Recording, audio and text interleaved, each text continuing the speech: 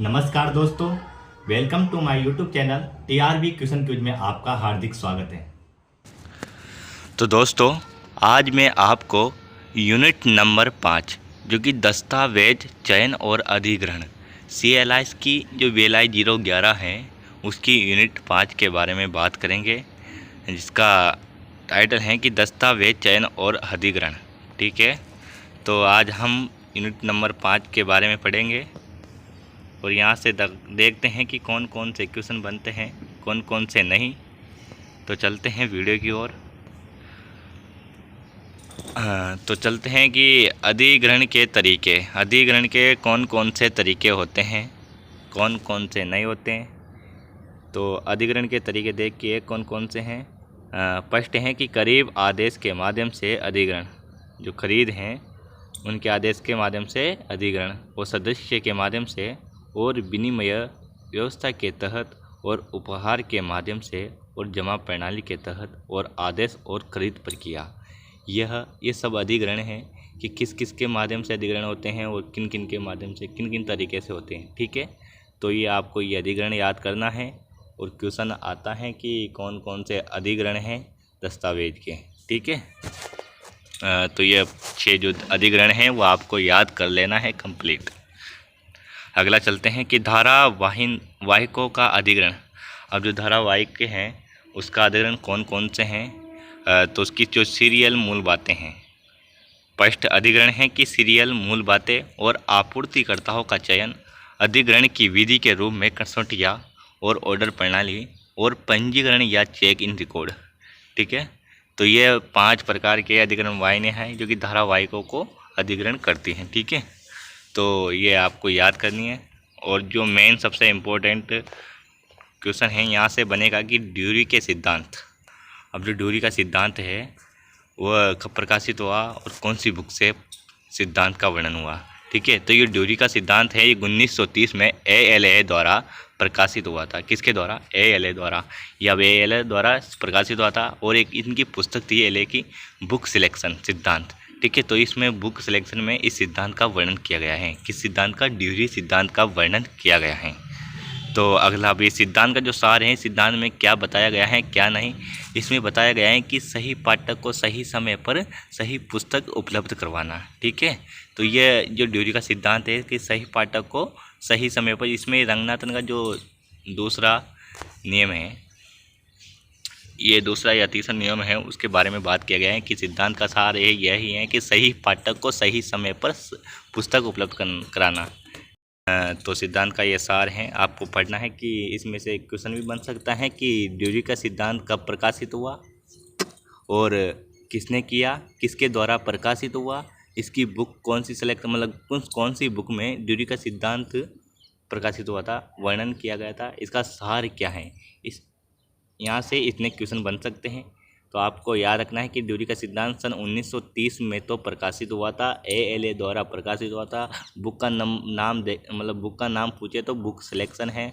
और सिद्धांत का सार क्या बोला था कि सही पाठक को सही समय पर सही पुस्तक उपलब्ध करवाना। अगला किसका सिद्धांत आता? अगला आता है मेलविल डेवी का।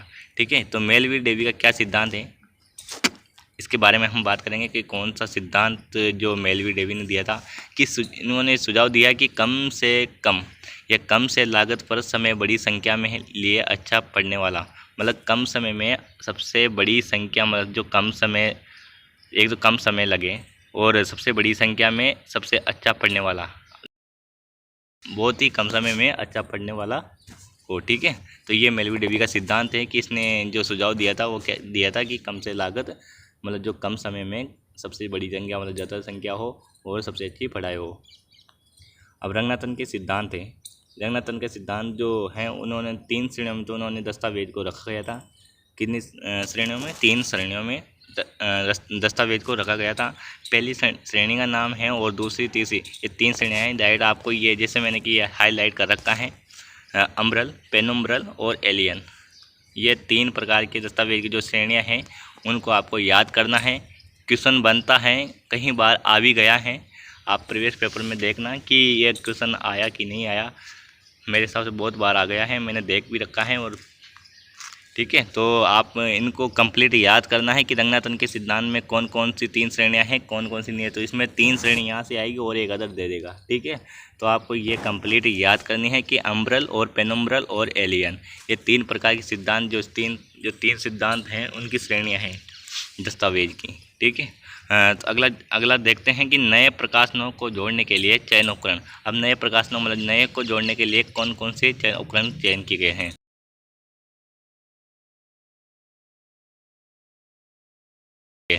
तो व्यापार कैटलॉग सहित राष्ट्रीय ग्रंथ सूची, नेशनल बिब्लियोग्राफी, व्यापार के लिए मतलब जो व्यापार कैटलॉग मतलब जो व्यापार करते हैं उनको कैटलॉग के मतलब सहित कैटलॉग मतलब जानते हैं वो अलमारी सहित व्यापार जो राष्ट्रीय ग्रंथ सूची है। और अगला है पत्रिकाओं की समीक्षा करना और धारावाहिकों की निर्देशिका, प्रकाशकों द्वारा समय समय पर प्रकाशित विज्ञापन सामग्री।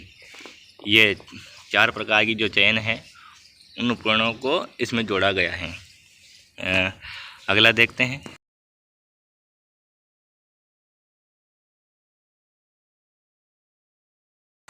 ब्रिटिश राष्ट्रीय ग्रंथ सूची लंदन, जो ब्रिटिश लाइब्रेरी है वो 1950 में प्रकाशित की गई थी। कब प्रकाशित की थी? 1950 में प्रकाशित की गई थी।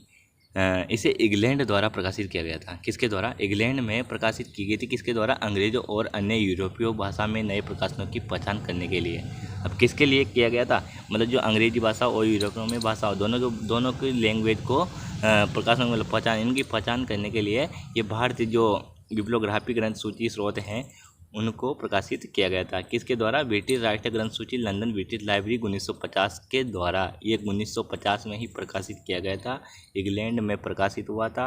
और इसका मेन उद्देश्य क्या है कि अंग्रेज और यूरोपियों की भाषा का जो नए नए प्रकाशन होते हैं उनकी पहचान करना, ठीक है।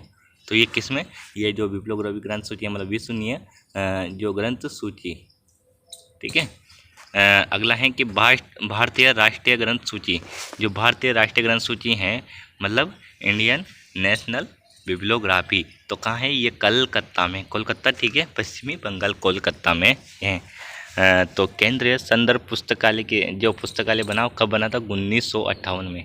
कब बना था? 1958 में बना था केंद्रीय संदर्भ पुस्तकालय। तो यहाँ से अब आपको याद करना है, ये बहुत ही इंपॉर्टेंट क्वेश्चन है कि यहाँ से राष्ट्रीय मतलब जो भारतीय राष्ट्रीय ग्रंथ सूची है और कोलकाता में हैं, और जो केंद्रीय संदर्भ पुस्तकालय हैं वो कब बना था? 1958 में। कांग्रेस लाइब्रेरी जो यूएस राष्ट्रीय संघ सूची है कैटलॉग की शुरुआत 1901 में कार्ड के रूप में हुई थी। जो कैटलॉग, अब कैटलॉग तो वही जो कार्ड जिसमें कार्ड रखा जाता है, 1901 में इसकी शुरुआत हुई थी। किसके द्वारा हुई थी? राष्ट्रीय संघ सूची के द्वारा, जो कहाँ है? कांग्रेस ऑफ लाइब्रेरी मतलब कांग्रेस की लाइब्रेरी यूएसए में, मतलब यूएसए में, ठीक है। तो इसकी शुरुआत 1901 में हुई थी। किसके रूम में हुई थी? कैटलॉग के रूम में। कैटलॉग एक जैसे कि वह अलमारी होती हैं जिसमें अपन कार्ड रखते हैं ताकि उसकी पहचान कर सके।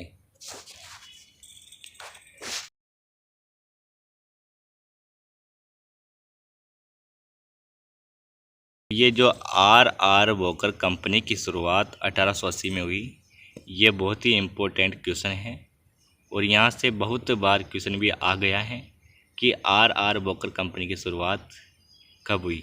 1880 में। तो आपको ये याद करना है कि 1880 में आर वॉकर कंपनी की शुरुआत हुई है। ऑर्डर प्रक्रिया 3 रूटीन से बनी हुई थी। कितनी?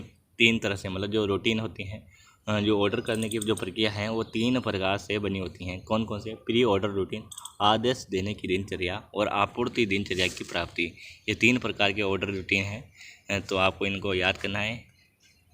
ये पहले जो BLI 011 है उसमें बहुत बार क्वेश्चन आता है। इसी प्रकार से क्वेश्चन पूछा जाता है कि ऑर्डर करने की 3 प्रक्रिया कौन कौन सी है, कौन कौन सी नहीं है। शीर्षकों में सामान्य नाम होते हैं। जो शीर्षक होते हैं उनके सामान्य नाम कौन कौन से होते हैं? उनके सामान्य नाम होते हैं बुलेटिन, न्यूज़लेटर और कार्यवाही।